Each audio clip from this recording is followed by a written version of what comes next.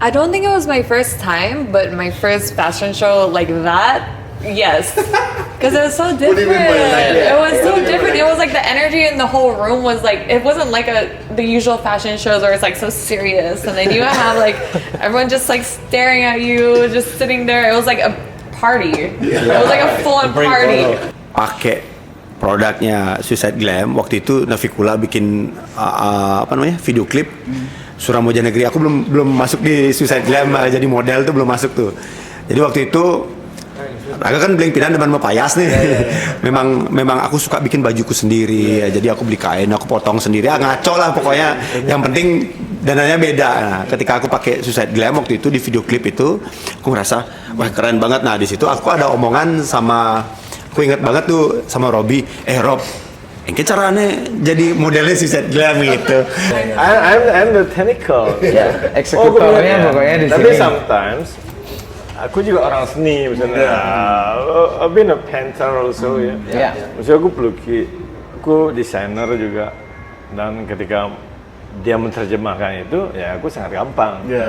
Di samping itu kan tekniknya tahu juga. Merangkap semuanya, Bli. Model ya. Model juga untuk asisten ya. Jadi semuanya. Serabut. Be glam or be dead pokoknya.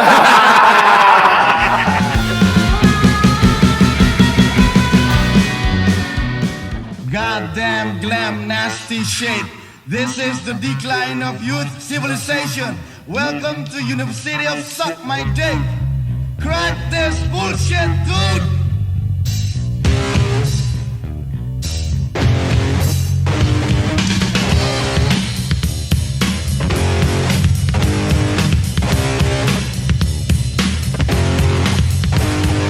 Fuck you! You gotta pay your every motherfucking melody. It's a shame. You don't wanna play. Your friend, your name, you lame. I don't give a shit. What to create? 59, motherfucking way.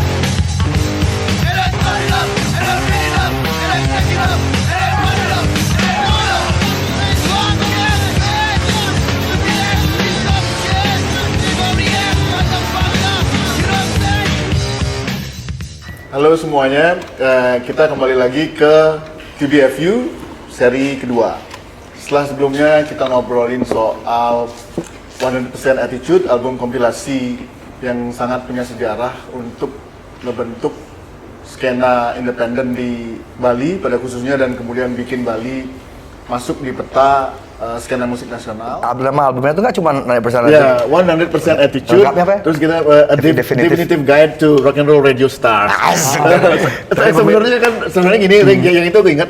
Aku udah bikin Definitive Guide segala macam, terus kamu bilang bikin ini Radio Stars biar lebih. Ya, kamu itu benar. Sekarang kita ngobrolin tentang Suicide Glam. Kenapa Suicide Glam dianggap penting? Sebenarnya bagi saya sih mungkin penting ya, tapi nggak ngerasa terlalu penting-penting banget. Tapi ternyata penting. Respons publik itu berbeda sekali. Dan kebetulan yang mengusulkan untuk topik kali ini tentang Suicide Glam itu kebetulan adalah salah satu orang yang sangat terlibat sebelumnya di Suicide Glam, yaitu Maharma. Jadi kemudian dijelasin bahwa Suicide Glam itu punya peran penting di pop culture di Bali dan kemudian bisa menyebar luas ke Indonesia. Kadang-kadang kita kan karena kita berada di dalamnya, kita kadang-kadang you just take it for granted. You're not really aware that how important, how significant it is. Yes. Jadi sekarang makanya saya akan, walaupun saya bercerita tentang Suicide Glam, saya dan Made adalah pendirinya, pencetusnya berdua. Kali ini karena TBFU ini adalah acara saya akan memberi Made ruang lebih banyak untuk bicara agar tidak ada konflik kepentingan. Jadi dan untuk kali ini, untuk episode ini, untuk Suicide Glam ini, saya sudah menghadirkan beberapa orang-orang yang benar-benar terlibat di dalamnya, yaitu partner saya dulu, yaitu Made, partner saya dulu dan sekarang. Ada Made Parwata, dia adalah co-founder, saya juga co-founder, jadi kita berdua mendirikan Suicide Glam. Lalu ada Fesi ini dulu adalah model dari Suicide Glam, fashion show yang salah satu fashion show kita yang paling spektakuler, yaitu di Fabio tahun berapa deh? You remember? 2007. 15 years Oh ago. iya, Ya. 2007. Oh, yeah. Ya. 27. Ya. Kalau saya sih 27. ya, kalau dengan saya antara 2007 ya, jadi Ya, di antara ya, itulah ya, ya. ya. Kita semua udah lupa karena it was 20 fucking years ago. And now it's fucking Lingsip. Dan juga di sini ada selain Vesi model juga ada Marmar. Ini yang punya ide untuk bikin podcast kayak gini dan saya pikir oh ya benar juga.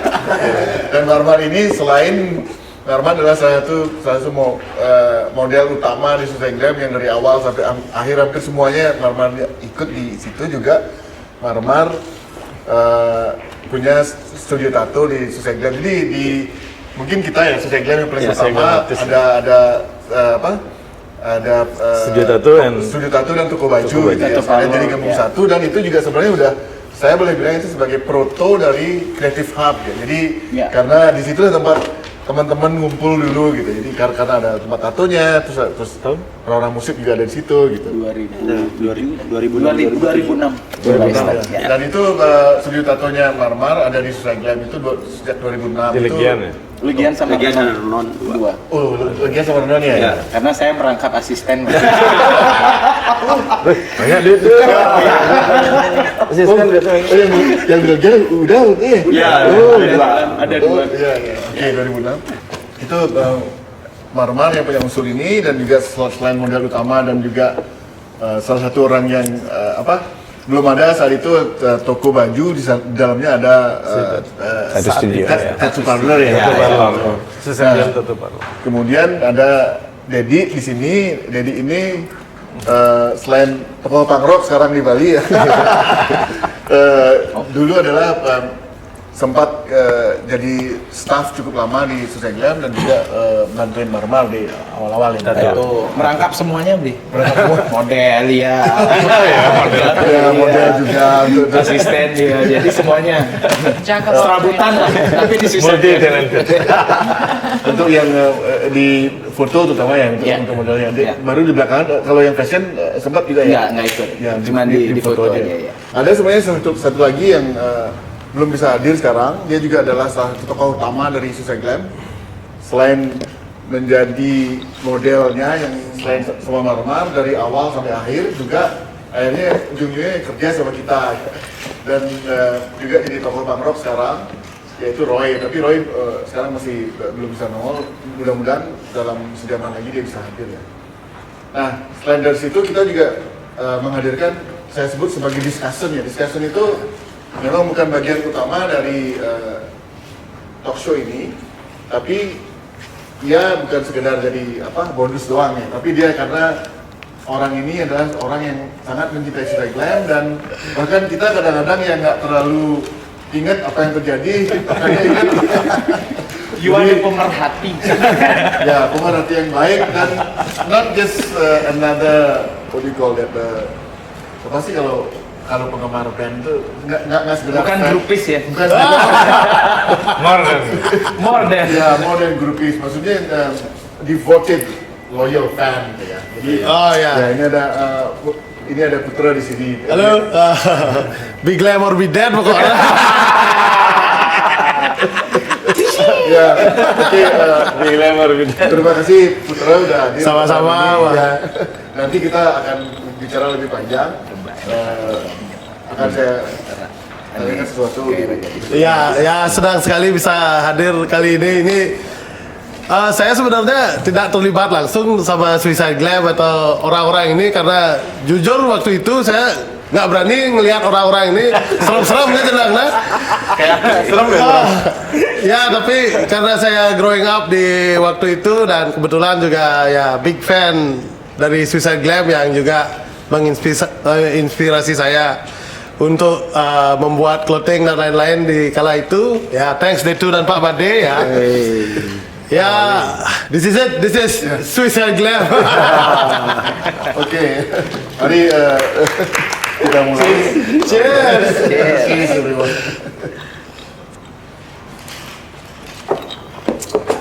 Oke, yang pertama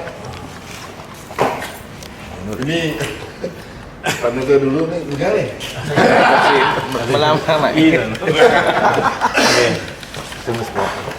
Jadi saya mungkin sebenarnya saya adalah seperti saya bilang tadi, saya adalah pendiri bersama Made. Cuman yang sekarang agar tidak konflik kepentingan, saya akan memposisikan diri lebih sebagai moderator ya. Saya akan lebih banyak bertanya sama Made dan mungkin saya akan tambahkan dari apa yang jawaban Made. Jadi masih ingat nggak? Nah, masih ingat kan? It's 25 years ago. Masih ingat nggak gimana awalnya Susah Glam itu berdiri? Dan kan mungkin kamu yang saya tahu itu, yang aku tahu itu kamu itu dulu memang kerja di garment segala macam. Tapi kalau dan lebih ngurusin sablon gitu ya. Tapi ngerti soal sablon kan bukan berarti ngerti soal fashion ya, kan gitu. Nah, gimana awalnya kalau bisa berdirinya Susah Glam ini? Jadi kok tiba-tiba bisa punya ide Itu ini sih apa? Sedikit lucu sih sebenarnya. Kita kerja di garment yang sama. Jadi ceritanya begini. Kita kan kerja di CV Andung gitu lah. Iya. Jadi fasilitas untuk membuat sebuah fashion pakaian yang bagus itu sangat memungkinkan karena semua ada di tempat kita bekerja kan itu ya. Jadi kita saat itu kan sangat doyan dukem. Pokoknya sampai Jumat itu dulu. Artinya ketika kita akan ya dukem lah. Selalu kita menyiapkan pakaian terbaik kan. Jadi ketika kita punya fasilitas untuk membuat itu, jadi kita setiap minggu bikin baju baru dan semua ada dari tukang jahit, tukang sablon, pokoknya lengkap semua. Jadi kita setiap minggu pakaian kita paling keren lah. Setiap minggu kita ganti baju. itu sebenarnya apa? Susah Glam terbentuk dari itu awal ya. Akhirnya semua teman-teman kita, komunitas kita dan ya orang luar juga tertarik. Kok bajumu keren, setiap minggu lo ganti baju. Dan nggak pernah pakai ulang baru terus dan keren. Dari mana ya, kita jelasin kita kerja sini dan akhirnya mereka order baju di kita dan kita mengerjakan itu semua dan bahkan ada salah satu butik di Jakarta ya yang sangat tertarik dengan produk yang kita buat. Jadi kita memproduksi untuk mereka karena mereka punya butik dan akhirnya masuk majalah apa itu? Ya, kita majalah Neo kayaknya. Kita Neo hari jadi cover di banyak majalah. Cover, majalah Hai salah satunya. Dan itu kan artinya MTV juga. MTV ya. Karena respon semua orang sangat bagus, jadi saya berpikir kenapa kita tidak maksudnya kita buatnya brand gitu. Saya berdua selalu baju baru setiap minggu.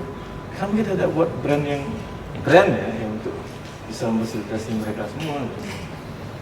Ya, tapi kan di sini sudah nyaman di gajinya sudah oke, ngapain? Nah, itu tantangannya. Zona nyaman. Sudah zona nyaman, akhirnya apa? Ya udah. Aku resign dulu. Nah, itu ceritanya ada. Oke, satu persatu ya. Aku resign. Tapi kamu backup ya. Kalau ada apa-apa kamu dia masih kerja sana. Ya gitu. Saya resign dan saya bentuk semua ya fasilitas untuk bisa kita memproduksi itu memulai. Karena order tuh pada saat itu udah banyak banget order. Dan akhirnya kita buat dan kita membuat kesepakatan seperti itu ya gitu dengan modal awal yang sangat kebayang nggak modal itu? Silakan. itu story itu 20 juta. 20 juta loh. kurang ya? Belum ada kurang. 10 juta nih keluarin. Oke. Kenapa kita buat itu karena ada andilnya Jering juga. Karena sebelum itu kan kita sering mendisplay baju kita di tokonya Jering ya di Twice itu. Jadi Jering ini ngomong, kalau kamu yang fokus di sini, ayo saya kasih tempat di atas. di Legian, akhirnya kita dikasih tempat di atas, ya udah. Toko kaset itu ya. Toko kaset itu di atas, ya udah kita ngeluarin duit berdua sama itu dan oke, kita buat kesepakatan, hari kita bekerja sama. Tapi dia itu sebagai backup dan saya sebagai Tahun berapa tadi? itu 1999. 19. Tokonya sendiri tahun 2000 ya? Sebenarnya sih kita grand opening toko di Legian tuh Dan tahun itu kan?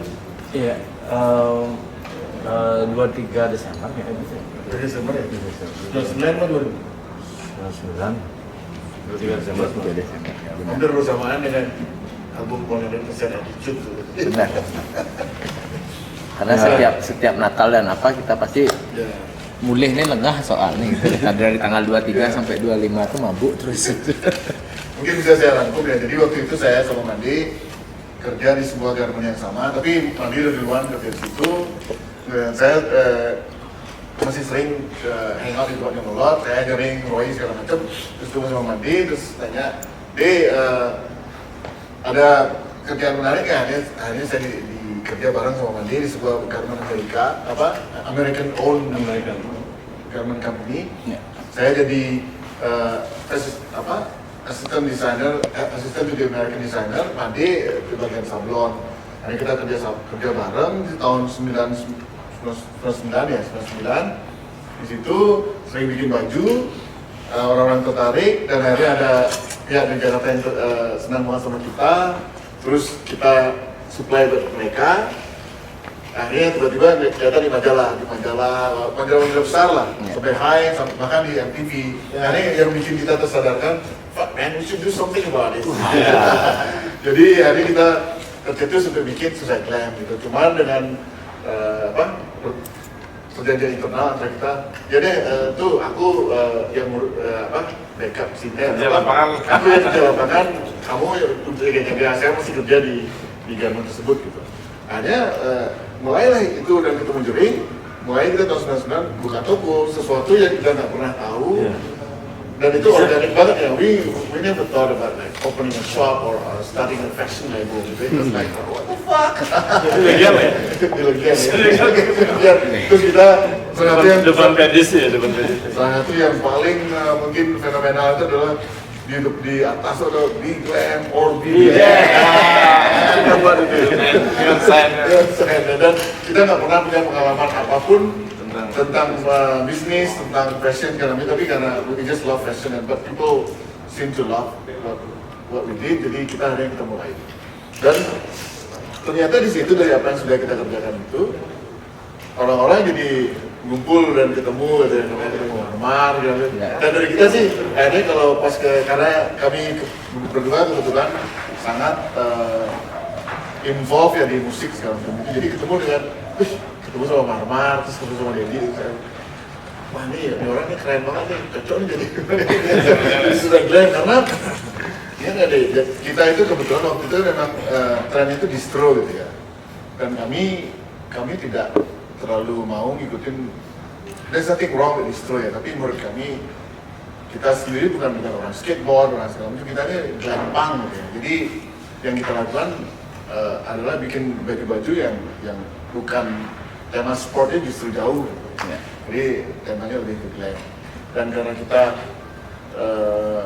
dekat dengan orang musik yang akhirnya kita memperhatikan, oh ini keren nih gitu. Nyortir. Nyortir. Tapi ke kultur Ya, kultur. high fashion. Ya.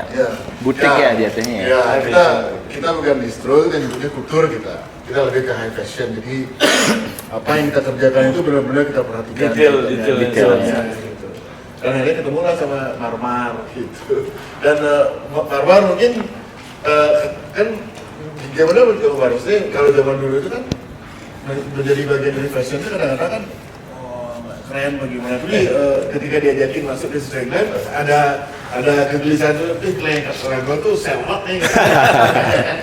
Nggak, aku ingat banget tuh sebenarnya pertama kali aku pakai produknya Suicide Glam waktu itu Navikula bikin video klip Suramoja Negeri. Aku belum masuk di Suicide Glam jadi model tuh belum masuk tuh. Jadi waktu itu aku kan Blank Pinang teman Mapayas nih. memang aku suka bikin bajuku sendiri. Jadi aku beli kain, aku potong sendiri. Ngaco lah pokoknya.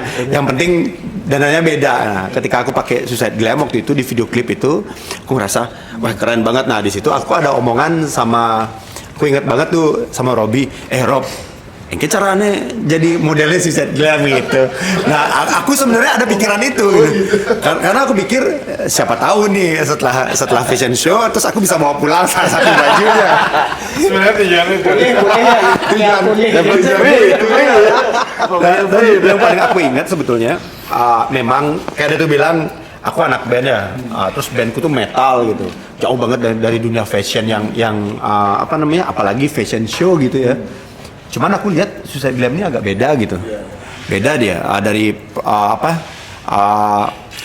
apa yang ditampilkan, bagaimana cara penampilannya itu beda banget gitu. Dan menurutku ada sisi yang menyentuh aku gitu. Kayaknya aku kalau pakai ini seragam gitu. Walaupun di sana ngomongnya di sana ngomongnya punk, tentang punk, tapi aku ngomongin metal, aku lebih arahnya ke gotik dulu kan. Tapi ketika aku pakai baju dari Suicide Glam, aku ngerasa oke nih, kayaknya aku bisa mix, aku bisa jadi sesuatu yang baru kayaknya. Mix antara gotik dan glam punk ini kayaknya muncul jadi sosok Marmar gitu. Nah, hasil akhirnya aku ikut pertama kali fashionnya Suicide Glam. Yang di mana tuh? Aku nggak ingat tepatnya yang mana ya. Senyapnya. Ya. Sama ada Leo Sinatra tuh ya. Aku lupa yang mana ya. Pokoknya di situ pasti ada Roy, pasti ada Roy. Yang pertama waktu ada Iwo nggak sih? Iwo nggak? Nggak. Itu udah beberapa kalinya aku ikut di Suicide Glam di Fabios waktu itu kan. Tapi sebelumnya itu aku udah ikut kan. Dari situ aku sama Suicide Glam tuh kayak dekat kan. Dekat, dan kalau dia tuh bilang ada nggak kegelisahan? Nggak, aku justru ngerasa keren sih waktu itu. Aku ngerasa kalau sekarang kan kita bisa apa istilahnya kalau zaman sekarang pajak sosial, zaman dulu nggak ada medsos. Kalau bisa manjat ke Suicide Glam atau lain itu keren gitu. Keren. Manjatnya manual. Nggak benar-benar jadi tupai kalau zaman dulu. Sepandai-pandainya tupai melompat. Gitu. Keren sih, keren. Kalau kenangan aku tentang Suicide Glam itu keren banget. Terlebih lagi kan akhirnya aku yang suka bikin, walaupun nggak banyak. Suicide Glam itu muncul pada saat aku manggung gitu, nggak banyak, tapi di keseharian aku sering banget pakai apa yang aku dapat dari Suicide Glam gitu, umpamanya ukup-ukupan setelah aku ikut fashion show lah gitu. Itu sering aku pakai gitu, dan ukupan baju ya aku pakai itu. Aku masih ingat aku punya yang gambar silet Suicide Glam itu yang fenomenal banget. Terus logo. Terus yang Kodenya berapa? Kodenya SGTSS 0157.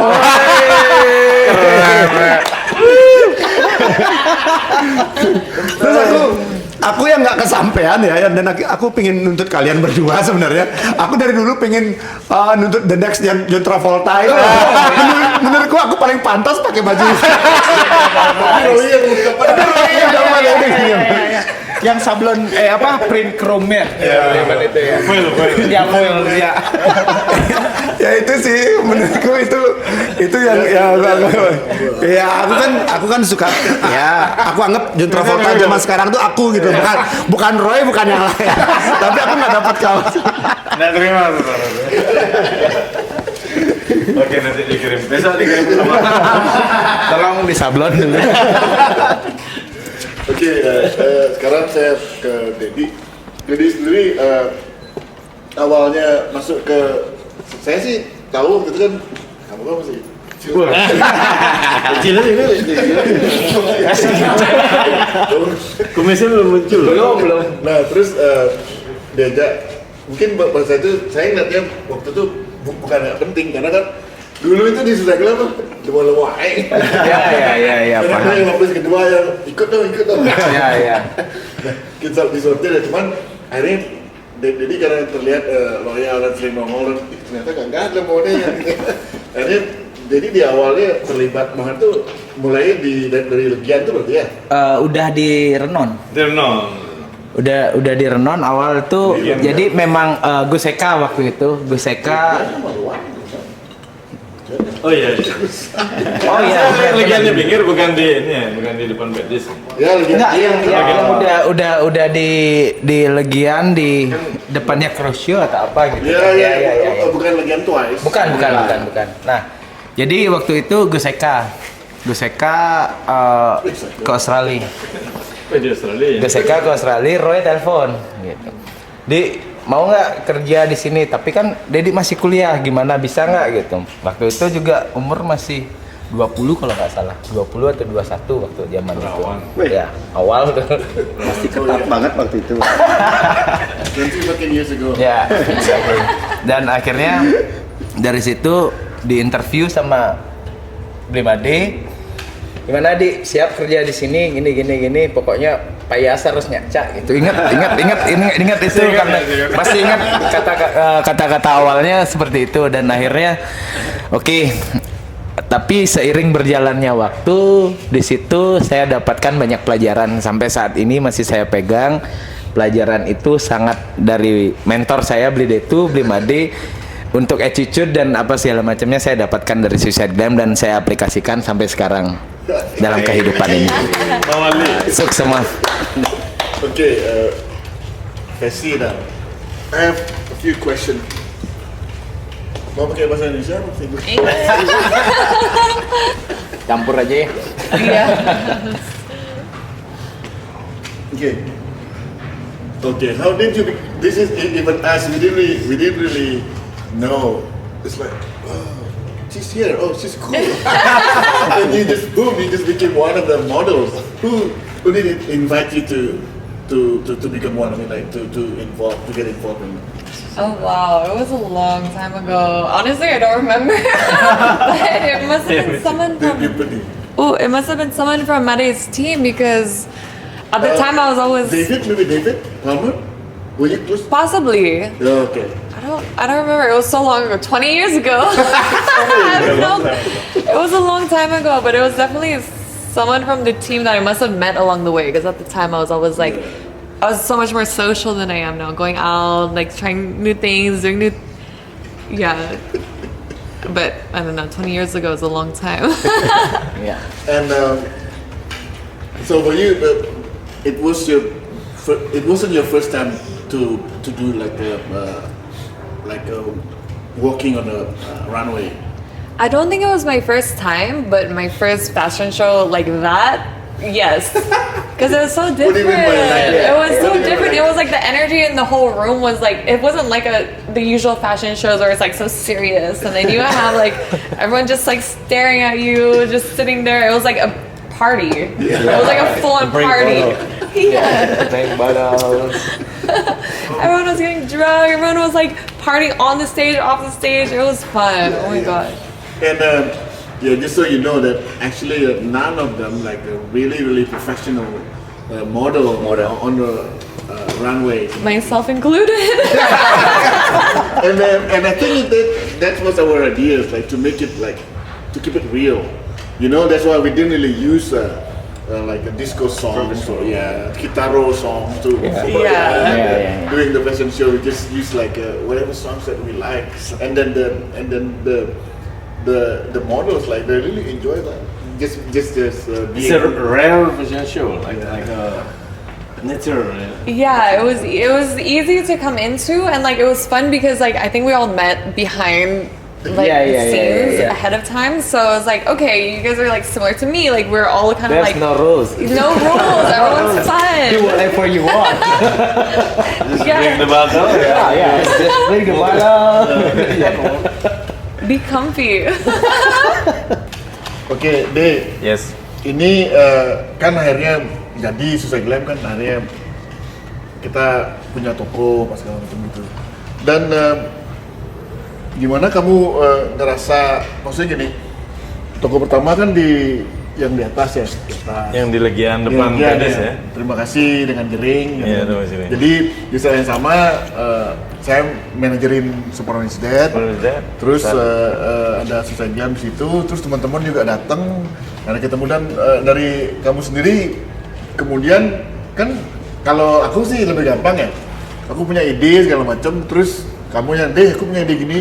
Kamu yang menerjemahkan dan betul. Gimana tuh ini kamu maksudnya this is such a new adventure for you kan Yes, gitu ya. true. Kalau aku sih gampang aja, aku punya ide segala macam dan dia menerjemahkan dan aku ngelanjutin ke public relation gitu. Ya itu sering kadang pada saat apa namanya kita untuk membuat new design ini misalnya, dia itu selalu bilang kita buat ini. Saya selalu sebagai orang lapangan istilahnya. Pekerja itu kan otak kerja.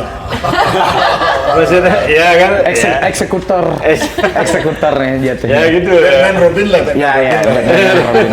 Jadi selalu matching lah, maksudnya ketika apa namanya ada ide dari dia itu ini dan juga kadang ketika saya ide kalau dia itu kan lebih ke tulisan atau ke ide yang apa namanya lebih ke konsep itu kan matang dalam hal itu karena dia kan basicnya dia emang dia suka fashion dan kebetulan juga dia sempat kerja di luar di apa namanya balap siar itu keliling dunia dia tahu fashion seperti apa dari seluruh dunia. Jadi ketika untuk menerjemahkan itu kan dia harus ngomong ke technicalnya. I'm the technical. Eksekutornya pokoknya di sini. Tapi sometimes aku juga orang seni misalnya. I've been a painter also ya. Maksudnya aku pelukis, aku desainer juga. Dan ketika dia menerjemahkan itu, ya aku sangat gampang. Di samping itu kan tekniknya tahu juga gimana caranya. Jadi itu terbentuk jadinya sangat apa namanya? Bagus lah gitu ya, misalnya pas gitu jadi ya dari konsep klik jadi sangat klik kita dulu Batman dan Robin seperti yang dibilang. Dan yang saya suka ya sebenarnya juga ya mungkin Bade karena because he's the one who's doing it kadang-kadang take it for granted dia nggak tahu seberapa pentingnya itu. Saya ngelihatnya bahwa dari apa yang dia kerjakan itu kalau di skateboard apa segala macam itu kan kadang-kadang sederhana ya ininya desain sederhana segala karena dia latar belakangnya kan pelukis soalnya. Jadi Rago tuh demen dengan yang klasik, maksudnya gaya beneran dilukis gitu loh. Yang menurut saya itu kalau yang desain sederhana seperti itu tuh too easy. Pertama too easy dan kedua because we were from the old school era. harus kita perhatikan old schoolnya juga. Jadi kita mau benar-benar mengutarakan old school dan dia karena latar belakangnya pelukis. I'm a really good painter, a drawer ya, not painter. But he's better than me. Jadi itu yang lumayan.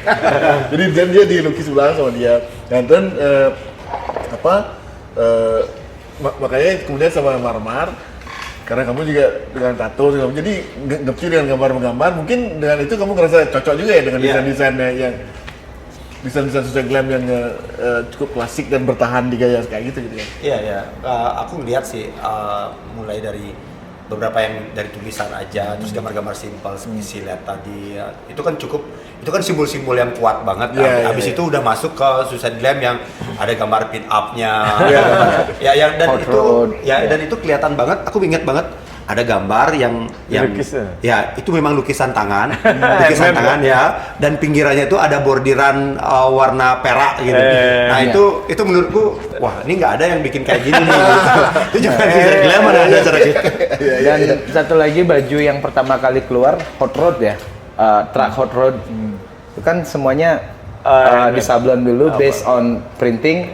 Setelah itu painting kan. Ada proses handmade. Ada proses handmade-nya. Nah, itulah proses lukis. Itu yang kalau dari saya itu yang saya ingin pertahankan. I'm not saying that maksudnya yang skateboard apa segala macam terus sederhana segala macam, tapi saya lebih suka dengan gaya-gaya yang seperti ini.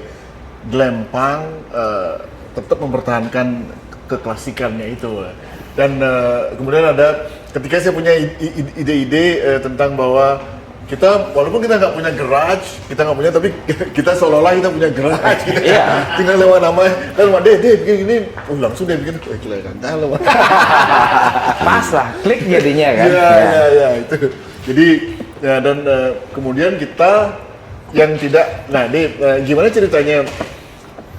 Kita kan bodohnya, even until today we still have 2 Suicide Glam overseas. Kita masih punya 2 toko overseas, tapi kita nggak bisa mengklaim nama itu karena kita bodoh banget dengan lisensi. Haki yang kesalahan kita dulu. Karena kita hanya pengen rock and roll kok aneh. Suicide Glam luar negeri ya. Bukan gitu loh. We stupid. Harusnya kita dapat fee dari royaltinya ada. Namanya royalty fee franchise. Karena kan mereka pakai nama yang masih ada di mana aja beli? Jerman?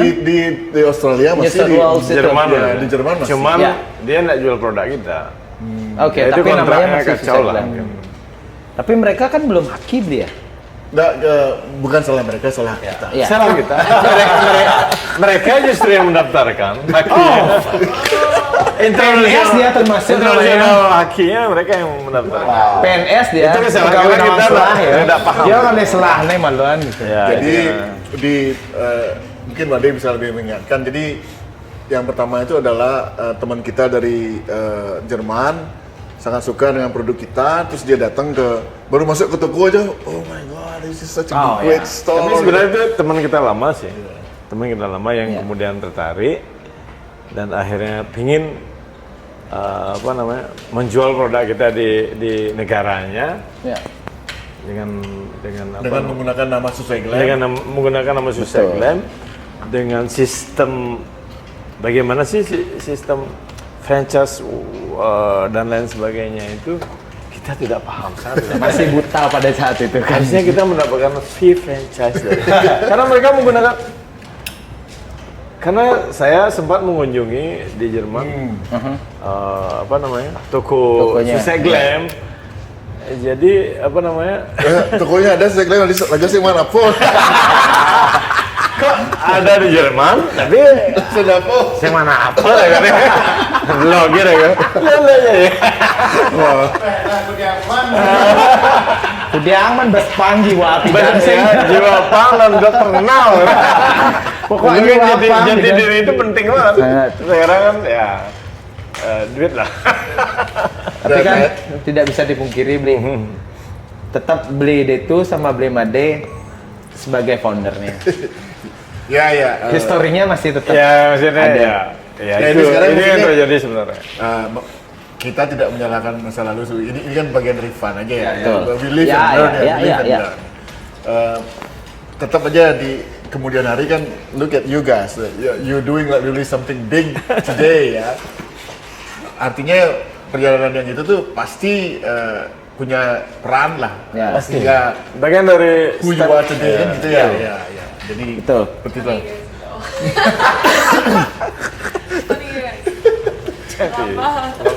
24 years. 24 years ago.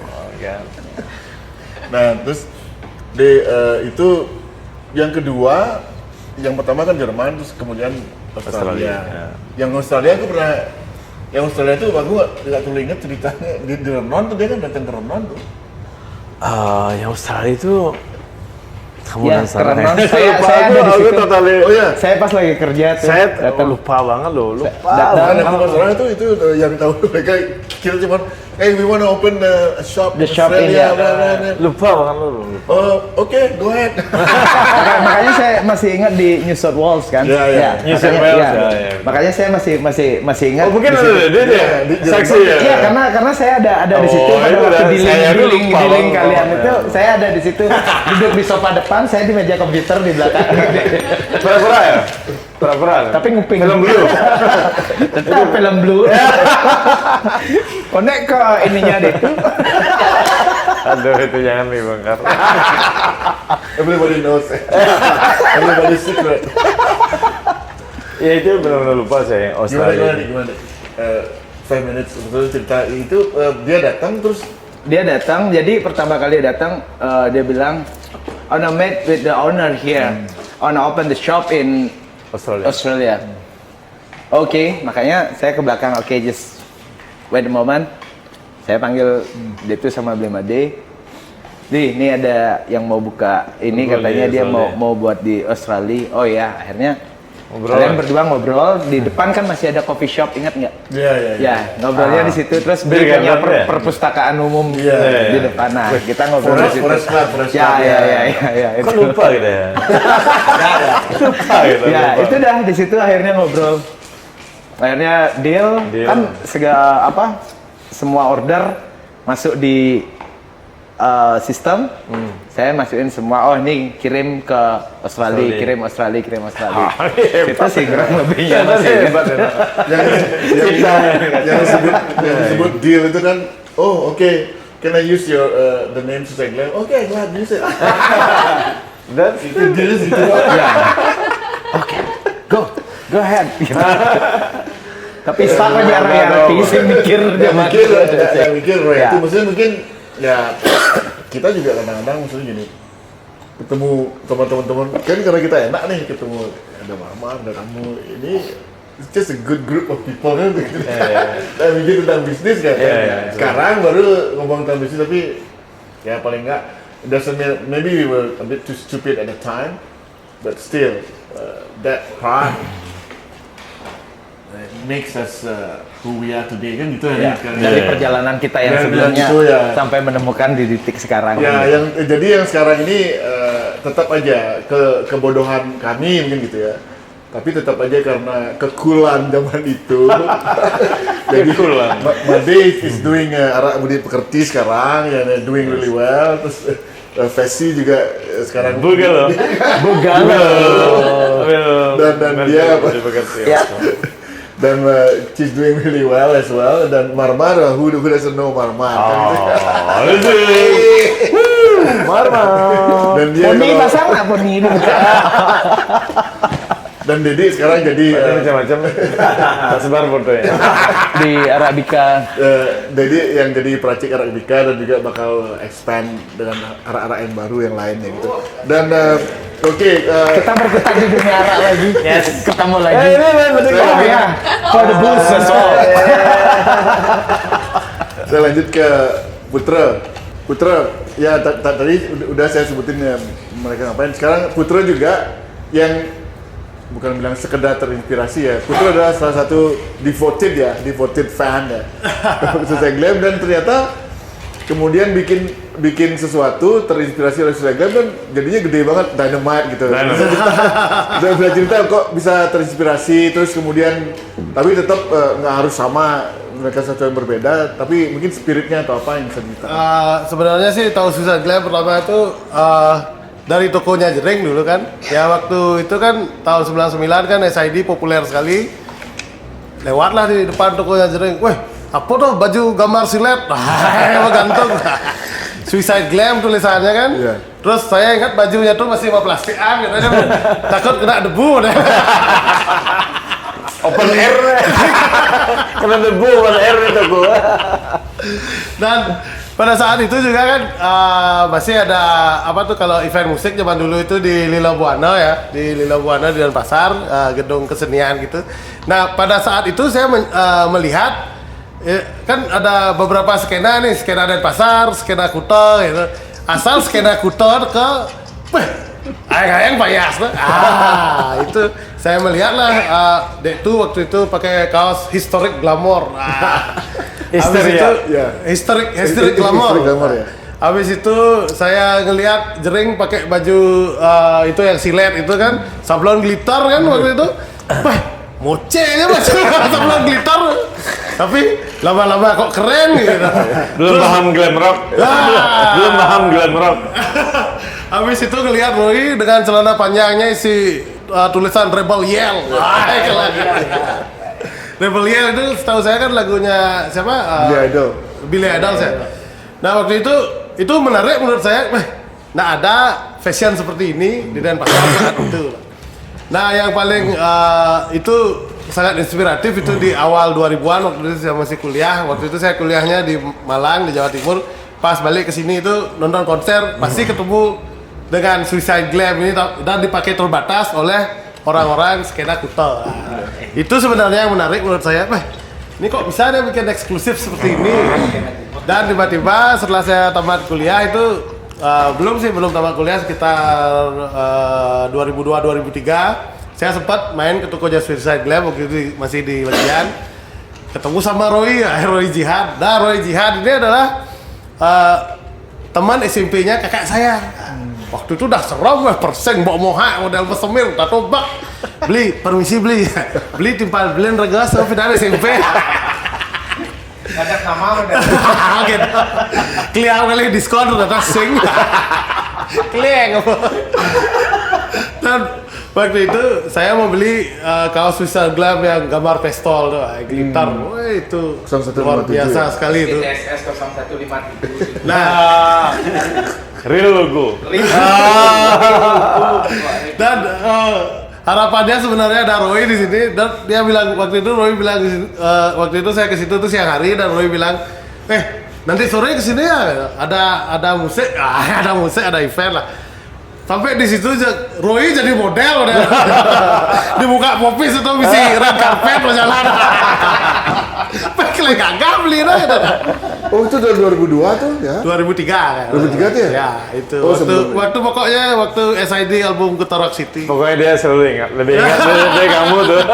Awal-awal buka di Popis ya? Ya, awal buka di Popis. Dan itu menurut saya keren banget karena seperti yang dibilang Marmar tadi, itu satu-satunya produknya itu, terutama kemejanya itu moce menurut saya, norak menurut saya, tapi keren. Dan saya pun misalnya kalau disuruh pakai waktu itu ya nggak pede juga sih sebenarnya. Karena kan terkesan dangdut. Iya.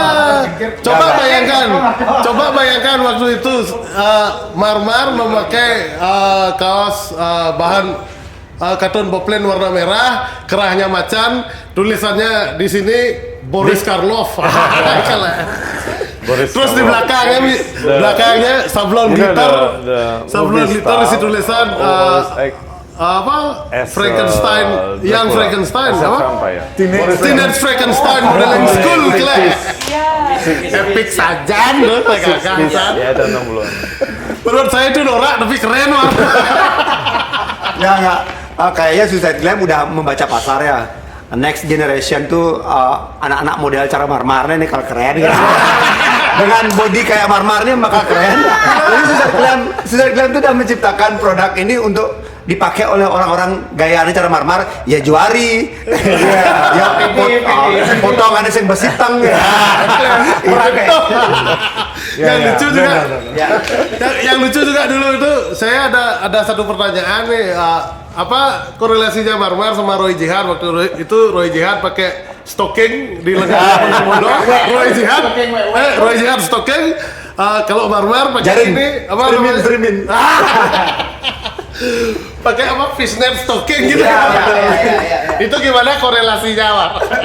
Ya itu kan sebenarnya pada masa itu Roy mengganggu stocking gitu loh. Pada saat itu saya nggak tahu nih, tadi gagah liman Roy misi stocking tuh, ragap. Don gagah tapi pasti patuh ya Roy. Ganti lah. Ya, saya ingat waktu itu tahun berapa ya, 97 mungkin ya. Rif itu pakai apa namanya, baju motocross. Ya. Bajunya itu kan bolong-bolong ya bolong-bolong tuh. Saya pengen cuman di tangan aja. Saya nggak pengen satu baju gitu. Saya cuma pengen di tangan. Saya belilah kainnya, terus saya pakai di tangan. Terus karena dijahit, dia kan bukan stretching itu bentuknya. Jadi dia kainnya itu memang benar-benar polyester gitu loh, nggak bisa ditarik gini. Habis itu saya pakein lakban isolasi listrik itu. Terus itu jadi Marmar banget spesialnya. Tapi kan apa namanya? Roy itu punya referensi untuk buat. Referensinya Asia Carrera. Blue. Siapa Asia Carrera tuh? Iya. Masa nggak tahu? Saudara Patrick tahu? Gong Porno lah, Gong Porno. Gomborno ya? Terus dari situ akhirnya Putra terinspirasi untuk bikin Dynamite. Ya, saya yang lagi dipakai ya. Ya, saya waktu itu jujur aja waktu itu inspirasi terbesar saya untuk mulai berbisnis. Enggak sih berbisnis sebenarnya membuat clothing.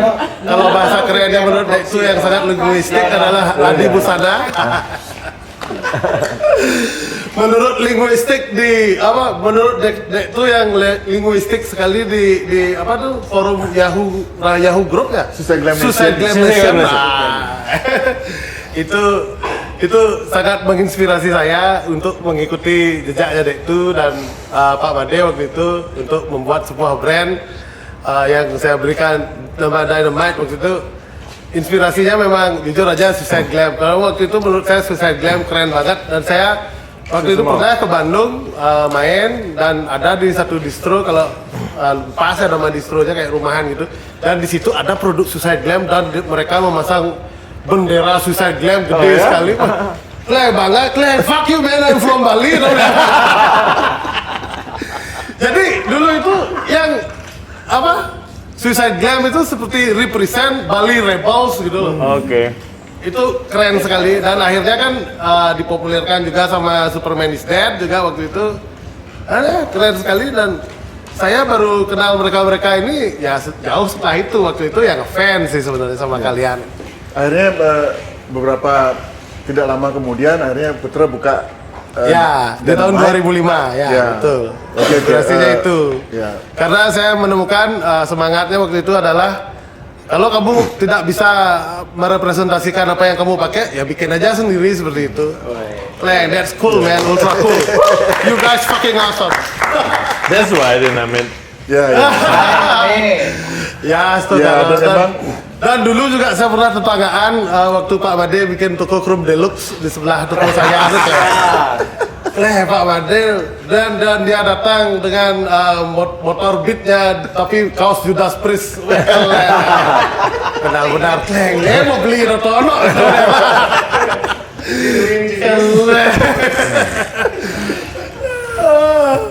Luar biasa sekali. Keren. Oke, terima kasih karena kemudian ada kadang-kadang gini, there's nothing new under the sun kan gitu ya. Jadi Suicide Glam mungkin menginspirasi dan tidak harus kita di awal-awal mungkin ngikutin tapi lama-lama ketemu bentuk sendiri gitu ya. Jadi itu yang dilakukan oleh Dynamite dan you're doing really well also ya. Thank you. Setelah the second term kan setelah Suicide Glam saya pindah ke Cina dan Made mengerjakan yang lain dan dia bergerak sendiri. Akhirnya kita sedikit agak drop. Ternyata ada Dynamite dan generasi berikutnya yang meneruskan gitu. Jadi saya pikir itu mungkin tanpa kita sadari, yang penting itu spirit itu masih tetap jalan gitu ya. And that is really cool. Thank you guys. You fucking rock. You're the best. Oke. Mawali. Mana ada istilah adalah cium tangan dulu. Sungkem delosor. Respect.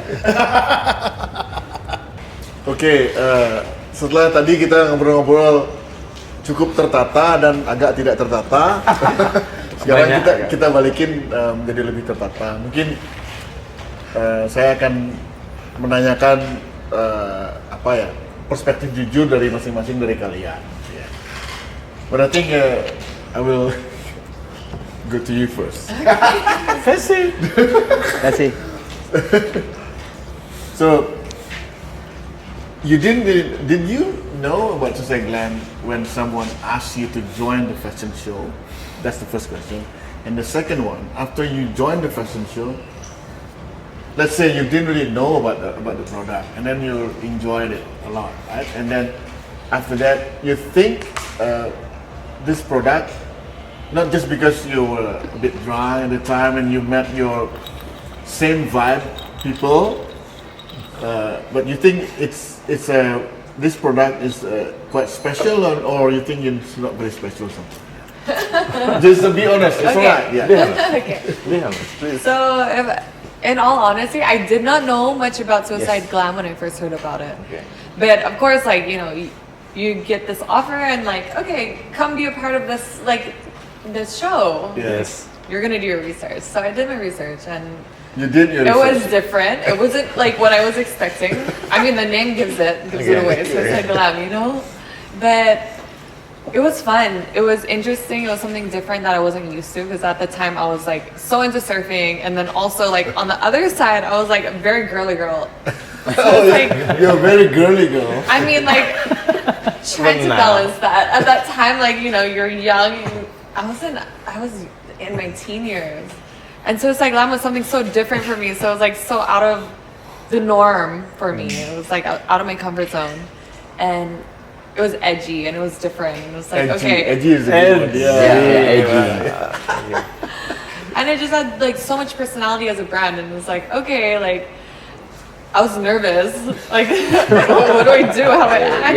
How old are you? Like, I was in my teens. I was like Oh my so God. young, and it was like You have to 15 obey or the 14 rules about 15 or 16. how to like, walk in the catwalk and everything, right? Yeah, exactly. But that's totally not. Yeah, and I went in and like with kind of a idea of what it was like as a brand, and it was so different. It was so fun. It was so open. It was so easy. It was nice. It wasn't like the usual kind of like cold, structured catwalk vibe. Stiff. Yeah. Yeah. It was really cool. So so you wouldn't feel very pressured at the time, and but after that you think okay, it's actually it's a good fun, and I think that's why people think this brand is cool. And, Yeah, definitely. I mean, going into it, I had an image of like, I honestly I didn't know what I was getting into, but I had this image of like what catwalks are like, and I was like, I've never really seen this like kind of like punk rockabilly vibe catwalk, so like I didn't know what I was getting into, and then getting into it, I was just like, well, this is like easy, you know, like bringing bottles on stage or like people that are just Motorcycle. The Yes, custom true. motorcycle. it was different. It was fun. That's so fun. Okay. And then even us, like we don't really remember. Oh yeah, Fessy was there. Fessy was part of it. I asked Marma, you remember Fessy? Which one is it? Oh yeah, that's it. You haven't seen the pictures to remember? I need to. When we met face to face, oh yeah, I remember. Yeah, how fun it was. How wild it was. Yeah. But okay, so you think from what we talk about, mostly you understand what we said, right? Yeah. You think it's worth it to be A part of it. Yes. I mean, it's 20 years later and I'm sitting with you guys. 20 fucking fun. years. okay. Okay, thank you, Fessy. I mean, and we do something different, and hopefully from here we can go forward. Like not always about Susai Glam, but Susai Glam. Yes. make us see it. Okay. So at the time after that, so you did just one time, right? Yeah, I was with you guys one time, but I mean, I always saw you guys around. Like, you guys were a big name at the time, so. You're still proud of it. Part of Suicide Glam. Yeah. Okay, thank you, Fessy. Dari your internal, so I don't need your. Banyak dua mau meragat. Dapur mau kencan ya. Marmar, Kan gelas aja. apa yang menurut Marmar saat itu yang bagus, apa yang kurang, atau ada sesuatu yang menurut Marmar ini memang bagus tapi Kurang banyak ini, kurang. apa? Sebenarnya aku kan belajar banyak ya dari Suicide Glam. Selain aku ikut jadi model, aku Ambassador lah. Ya, Brand ambassador bisa, juga. ya bisa dibilang Berdua brand ya. ambassador. Tapi berdua ya. ini yang aku kecewa ya. Ketika Made bilang brand ambassador, sebenarnya brand ambassador tuh punya kontrak khusus. Kita kan memang suka seru-seru. Emang sengaja dibuat saya. Ya. They taught you. Kan kamu udah paham. Gitu kan apa? Iya. Kita license aja nggak ngerti. Akhirnya ngerti kita. Ini yang selama ini ada dalam bayanganku dan terungkap hari ini. Terungkap, Aku banyak banget belajar dari Suicide Glam. Dulu aku ingat banget, aku berapa kali join sama teman-teman bikin tattoo studio. Akhirnya aku join sama Suicide Glam. Ade waktu itu, Mar, mau nggak kita bikin ini? Kita ngobrol di depan Suicide Glam. Terus akhirnya, oke, kita bikin. Dari situ aku belajar tentang attitude. Pantas banget kalau ada 100% attitude itu aku belajar di Suicide Glam. Karena aku ingat banget dia tuh marahin aku dan aku seumur umur agak sengkain pak jana. Aku terlambat datang. Jadi klien itu udah nunggu aku sejam. Akhirnya klien itu mau nunggu gitu. Aku dengan egoku, mereka pasti nunggu. Kalau aku ego. Begitu datang, dia tuh cuma satu kata tapi nyelekit banget. Aku masih ingat banget dia bilang, apa bang? Sing profesional. Dari kamu menyadari ya? Ya, menyadari kesalahanmu. Dan mulai hari itu aku berusaha bagaimana caranya supaya aku nggak kena kata-kata itu lagi. Dan itu bagus banget. Itu bagus banget. Dan itu aku lakukan setelah aku selama di Suicide Glam. Habis itu kita bikin di di Legian kan, tattoo parlor kedua itu kan ada di Legian tuh aku sama Erik. Nah aku belajar banyak banget tentang manajemen, bagaimana disiplinnya, bagaimana memanage waktu dan bagaimana memanage keuangannya. Aku belajar lah, setidaknya Roy banyak bercerita sama aku waktu itu ada lecture juga di sana kan. Aku banyak dikasih tahu gitu. Dari situ aku belajar sampai akhirnya ketika Suicide Glam Made dan Detu memutuskan untuk tidak lagi punya tattoo parlor, aku buka studio tatoku sendiri. Aku juga berkarir di dunia tattoo. Waktu itu aku berangkat ke Jakarta itu juga karena Suicide Glam. Mungkin kalian nggak tahu gitu. Mungkin kalian nggak tahu, tapi banyak banget. Itu bagian dari referensi atau inspirasi? Enggak, bukan. Karena nama Suicide Glam itu ketika aku ada di situ, jadi lebih banyak orang yang tahu aku gitu sebagai tattoo artis gitu. Marmar Suicide Glam. Ya, gitu. Kan sering kita ingat banget kan di TVRI itu sering jadi venue musik. Pasti mereka mampir, orang-orang Jakarta pasti mampir ke Suicide Glam. Mereka tato ataupun enggak, mereka ngobrol sama aku di warung di kafe depan itu. Kita ngobrol. Belum First Club. Iya. Ada Jendelo juga, berganti-ganti nama lah ya. Aku ngobrol di situ dan dari situ sebenarnya banyak banget akhirnya yang menawarkan after Suicide Glam atau parlor nih, banyak banget yang menawarkan, Mar mau nggak kita bikin ini, mau nggak kita, tapi aku nggak mau, aku lebih memilih freelance. Jadi aku berangkat ke tiba-tiba ada di Manado, tiba-tiba di Makassar, Jakarta dan lain sebagainya. Ya tattoo trip. Aku akhirnya dapat banyak orang itu di Suicide Glam sebetulnya. Poinnya, ya branding Suicide Glam itu berhasil untuk branding your personal. Ya bukan cuman branding, tapi jadi inspirasi. Sama seperti Putra tadi bilang dinamit seperti apa. Aku juga sebetulnya dari Suicide Glam itu banyak banget berangkat ke banyak hal gitu. Sampai sekarang ini aku masih punya tattoo studio dan aku manage dengan baik. Aku berhasil bikin coffee shop. Itu juga sebenarnya ilmunya awalnya, walaupun aku baru tahu sebenarnya kalian nggak tahu itu tentang bagaimana franchise. Tapi kamu nyalin tapi di pikiranku kalian tuh mengerti banget tentang itu dan nggak apa-apa. Itu 20 tahun yang lalu loh. Itu 20 tahun yang lalu dan berangkat dari sana menuju sampai sekarang ini sepertinya kalau nggak ada kalian, aku bahkan nggak punya tahu bagaimana caranya memanage sebuah usaha gitu. Suicide Glam bagian dari your inspiration. Inspiration dan juga my journey of life. My journey ada di Suicide Glam. Jadi sampai sekarang pun ketika aku ditanyain tentang Suicide Glam, aku dengan sangat bangga menceritakan bahwa kalau nggak ada Suicide Glam nggak akan ada. Tentang fashion lah, perkembangan fashion sampai tato dengan manajemen yang bagus.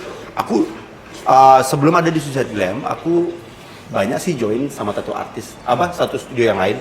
Dan cuman di Suicide Glam bukan karena kita ngomongin Suicide Glam tapi dengan cuman di Suicide Glam aku nemuin bagaimana rasanya menjadi tato artis di sebuah studio dan di manage dengan baik, bukan cuma dihargai tapi di manage dengan baik. Di branding dengan baik. Jadi ini tato kita artis kan branding lupa ya. Aku branding lupa. Aku branding dengan baik tapi manage dengan baik itu nggak tahu. Itu yang terbaik pada saat itu loh. Jadi orang datang aku di branding. Bagi hasil biasanya kan 40-60. Cuman pada saat sama dia 50-50. Ada 50-50 pertama. 50-50 zaman itu. 50-50 pertama kali dalam dunia dunia sharing tato itu terjadi di Suicide Glam dan sekarang diikuti banyak kita, orang. karena apa? Kita menghargai artis. Betul. Kita sangat Karena artisnya keren kok. Dan karena mentuang itu senyak. Cang Dindi kan bayar deh, jadi itu sebagai barometernya gitu loh. Ya, Jadi jangan mau keren ya teman mereka. ya tapi melihat dari Suicide Glam, kalau dibilang mana yang aku suka, mana yang enggak, tadi aku bilang yang aku suka. Jadi ada hal yang aku nggak suka sebenarnya. Suicide Glam itu suatu yang hebat banget di dunia fashion terutama ya. Bahkan kalau dibilang saat itu sampai sekarang pun nggak bisa dibanding-bandingkan dengan sekarang karena masanya beda. Iya. Semuanya muncul bebarengan. Pertama kali band asal Bali menjadi top. Superman is Dead pada saat itu. Ya aku pikir kalau nggak ada Suicide Glam juga nggak bisa sendiri-sendiri gitu. Begitupun Suicide Glam kita gitu. punya part of that. Ya, jadi itu membawa nama Bali lebih dari yang sebelumnya di dunia entertain. Itu benar-benar terjadi. Aku nggak bohong. Buat teman-teman yang nggak tahu Suicide Glam, kalian butuh tahu Suicide Glam seperti apa. Jadi ini bukan cerita tentang kami aja yang terlibat di dalamnya, tapi kalian harus tahu bagaimana berangkatnya Bali pada saat itu di dunia musik menjadi hebat banget. Gak cuman karena ada Superman is Dead, band yang keren, fashion, bukan itu, tapi fashion yang mendukung juga itu disiapkan dengan baik. Dan aku rasa ya, aku rasa pada saat itu dan cuman di Bali yang memikirkan tentang itu, bahwa ini band cocok dengan fashion ini gitu. Dia muncul dan jadilah seperti sekarang ini Bali terlihat di dunia nasional lah. Di nasional tuh dilihat. Karena kita band Bali selalu keren. membahas dengan itu di kantor ya. Jadi maksudnya band apa yang datang ke kita untuk apa namanya? Tolong di branding dong, dengan maksudnya stylenya seperti apa? Itu termasuk apa? Suicidal Sinatra. Termasuk aku kita, ingat. itu banyak band. Ada banyak. Tapi aku belum sampai di tidak sukanya. Tadi baru jembatan. Aku kan biar jembatan Pangdeman dulu deh. Ada jembatan.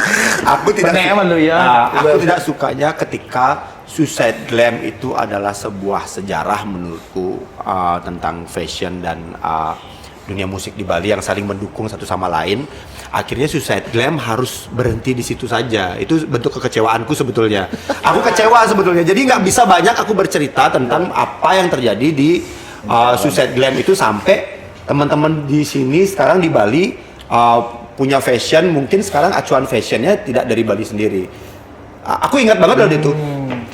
Aku pergi pada saat itu aku kan cerita tuh abis Suicide Glam aku pergi kemana-mana. Nggak ada tuh orang punya gaya rockabilly itu di luaran gitu.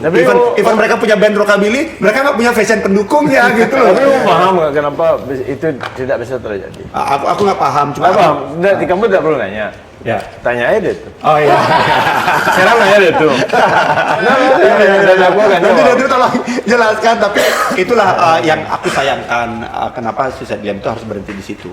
Tapi sebenarnya dalam memoriku, kalaupun diceritakan sampai sekarang masih sangat menarik dan kayaknya, bukan kayaknya lagi sih. Aku sering bercerita sama teman-teman yang lain, terutama yang nggak tahu di era itu ya 20 tahun yang lalu gitu, yang sekarang baru umur 20 tahun, nggak mungkin dia tahu tentang Suicide Glam. Aku bercerita sama mereka bahwa dulu tuh begini fashion itu, kalau ya seperti Putra bilang, kalau kalian nggak punya bajunya bikin sendiri ya, itu dilakukan Suicide Glam gitu sih. Jangan lupa celana dilipat. harus melipatnya. Kalau Luar biasa. Thank you. Senang banget dengarnya. Yeah, sometimes kita itu kan we take it for granted because we are there, we don't really know. Itu dan you know what? He's one of the coolest guy in the scene today. Yeah? Yes. And it was his idea. It is his idea to do this. This podcast. Terima kasih banyak ya. Dan tentu kami merasa berterima kasih karena dari dulu kan hormat sama dia. Dan ini ungkapan jujur seperti itu, dan ungkapan jujur, ungkapan protesnya juga kayak kami terima. Aku akan menerima dengan baik dan please ask that. Dan I will answer.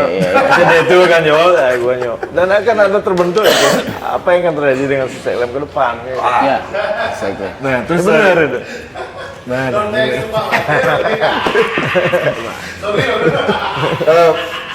Kalau jadi apa yang disukai dan apa yang tidak disukai?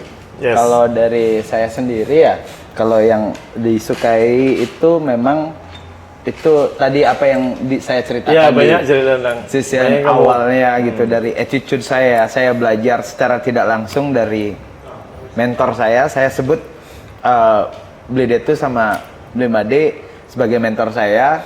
Belajar attitude itu dari sana awalnya.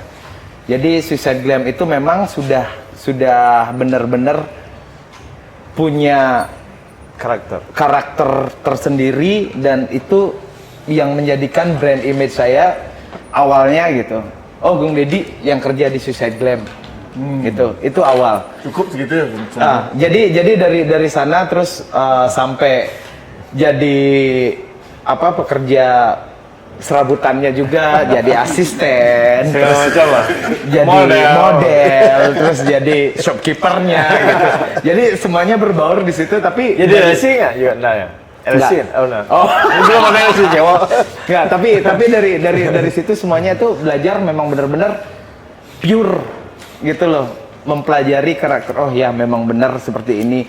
Jadi satu seperti yang Marmar tadi bilang, saya setuju, profesionalismenya terbentuk dari situ. Kita semua terbentuk dari sana, memang benar. Terus ya yang kedua itu dari sisi positif negatifnya juga, saya menginginkan sekarang kalian sudah sebagai legend, kenapa tidak lagi dibangkitkan Suicide Glam? Itu POV dari saya sendiri, itu memang benar-benar harus harapan saya sendiri yang memang benar-benar proud sebagai part of Suicide Glam. Yang dulu ya. Ya, yang dulu, sekarang saatnya, karena kita perlu Mungkin barometer fashionnya itu dari kita. Dengan new Suicide Glam ini. Ya, entah pun itu perjuangan, entah pun itu apa, silakan. Memang PDI Perjuangan.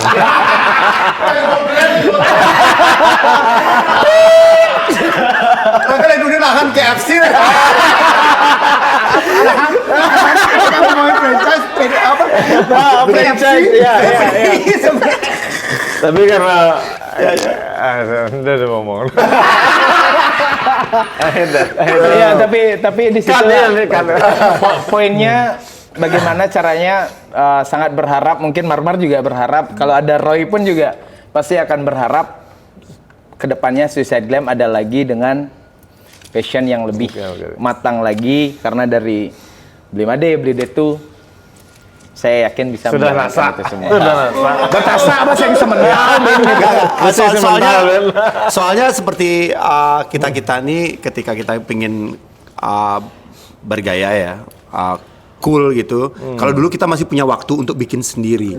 Kalau sekarang Suicide Glam bisa memikirkan gaya buat kita, itu oke banget Tinggal sebenarnya. jaluk kan malah. Zaman dulu kita tinggal fitting kan. Coba pakai yang ini gitu. Oh ya pas nih, ganteng nih. Maybe you, from your perspective, maybe you didn't really understand before what happened and everything, but from what you're listening, what's the perspective? What do you think about? Should we keep moving forward? I mean, I think Suicide Glam was such a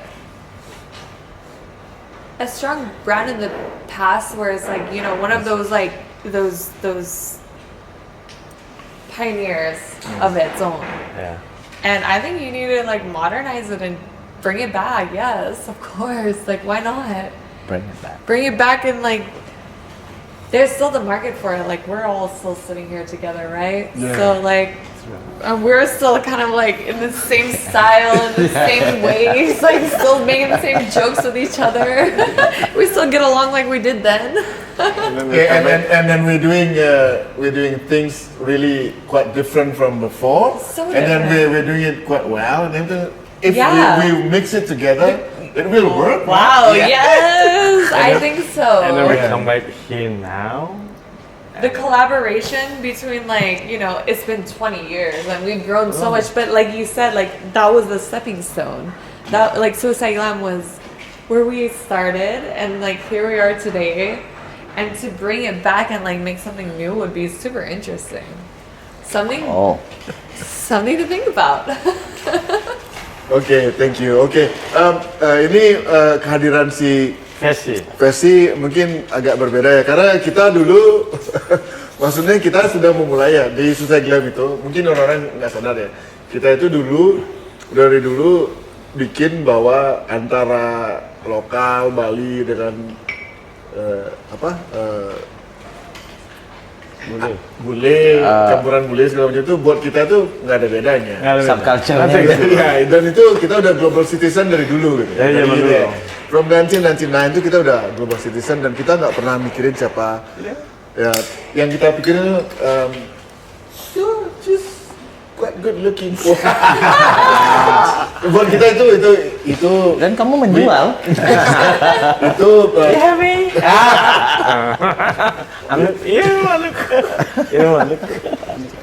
Of course. Iya.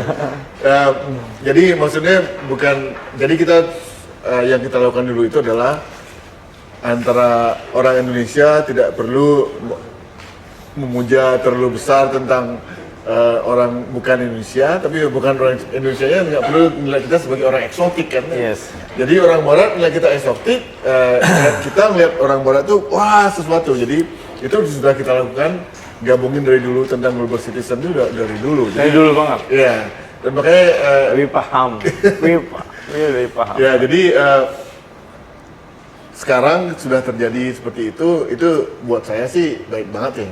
Suicide Glam itu bisa ngewakilin bahwa we just global citizen, we just friends with each other. Cuman di sisi lain ada urusan tentang well so good looking. Yeah, of course. Good looking. What? Sorry. Oh, God. Nggak, tapi itu maksudnya karena kita urusannya di fashion kan ya. Ya. Dan kita belum terlalu se-revolusioner Jean-Paul Gaultier menggunakan model-model yang berbeda. Sekarang kita pasti, kalau kita berada di tahun sekarang melakukan fashion show, yang dulu kita lakukan itu deh, yang lupa. Dulu itu yang revolusioner buat The kita first time. adalah kita tidak menggunakan fashion model Professional. itu yang nggak kita lakukan. Yang kedua, kita tidak menggunakan lagu-lagu kitaro, lagu-lagu disco gitu ya. Not cheesy song. Yeah. Not cheesy theme Not song. cheesy songs. Cuman dan di saat yang sama fashion show-nya itu organik aja jalan gitu ya. Oke, by the way, If you want to drink, just drink. terima kasih banyak untuk acara TBFU sekarang. Senang sekali saya bisa. Kasih Marmar. Terima kasih banget Sesi. Ini senang sekali saya bisa menghadirkan teman-teman yang yang terbaik. All friend. It's funny it's going. It's nice. I'm proud to be part of the Suicide Glam. We're proud. Terima kasih untuk We still happy. terima kasih untuk Bung Deddy, terima kasih untuk Marmar, also Fesi, my partner, also still good friends until today. Also Putra bukan? Ya. Putra coming. Come. Main nak. Thank you. It was a great fun. Oke, terima kasih teman-teman semua. Tadi itu TBFU, tadinya maunya saya Glam nih zaman dulu. tutupan yang cukup civilized, tapi ternyata agak susah karena udah cukup mabuk semua. Nih nyata apa nih kalau kup nih dong. By the way, Dah jauh. di episode TBFU yang berikutnya. Dan Dia emang tahu sama kayak Roy dia menghadirkan totalitas. semua teman-teman ini Orangnya emang totalitas. dan sekarang oke, see you next time. Akhirnya kan apa?